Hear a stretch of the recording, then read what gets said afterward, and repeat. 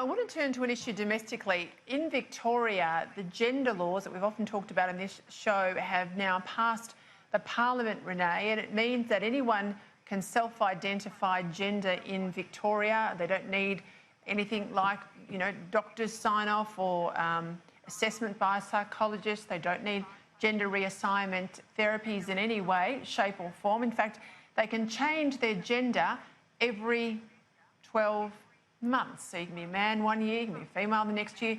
Obviously, that has a lot of entitlement. It has things like the ability to walk into a women's change room. It has the ability to play women's sport, walk into a domestic violence shelter, for example.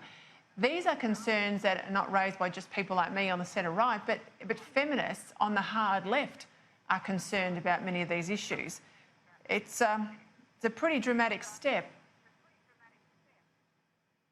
It is, and I think with a birth certificate is just a statement of fact. It's not really about how you identify yourself. It's something that law enforcement uses. It's something that schools use. It's something that, many agencies use. And in terms of, it's such a niche issue, and the Victorian government is using a lot of political capital and a lot of expense for such a niche issue, which just, I'm not sure whether the majority of Victorians would agree with this, but it just shows how, I think, wealthy maybe Victoria has become, that has moved so far away from the real issues that people talk about, that it goes down these social paths and gets caught up in things that affect not even 1% of the population. Yeah, and also too, Victoria announced today that there's another 11 terminally ill Victorians have been given the sign-off, the approval, to end their life under new laws that came into place. We know that one to date, or we're told it could be more, but we're certainly told one to date has gone down that path. Jack, I have to say, as someone who's, well versed in the art of political distraction, Victoria is suffering some real issues in the energy sector. It has a real crisis looming come summer, and I just have this feeling that a lot of these social fights engineered by the Andrews government are as much about changing the political conversation in that state away from the issues, as Renee said, that real families and households are focused on. Yeah, definitely. And I mean, you only have to look at their issues they have with baseload power, and you'd think that that would be one of their primary, their primary places where they're putting their energy. And instead, we're talking about birth certificates. And in this particular situation, a social constructionists have scored a goal. I think it's denying biology. I have a lot of issues with self-declaration of gender when you follow the particular.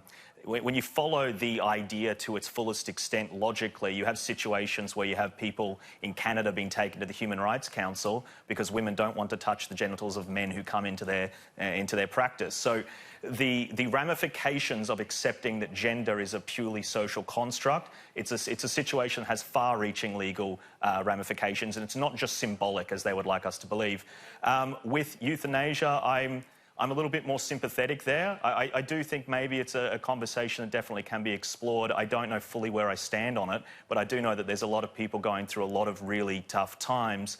And look, there are people living in absolute agony, and I would not want to make an argument against them being able to take that as an option. Where I am concerned with euthanasia is how that may be taken for people with mental illnesses if you follow it down. But you could probably mitigate that through legislation. I do think it's probably a reasonable, worthwhile conversation to have, though.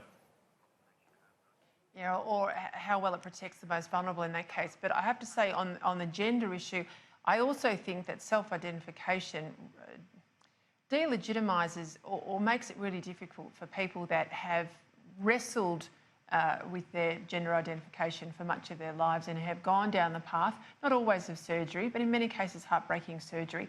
And I think this current sort of almost fashion of self-identifying as frequently as every year, according to this legislation, that's the real worry, what it does to the other cases, that small majority of people or minority of people who really have gone down the path in a very serious way.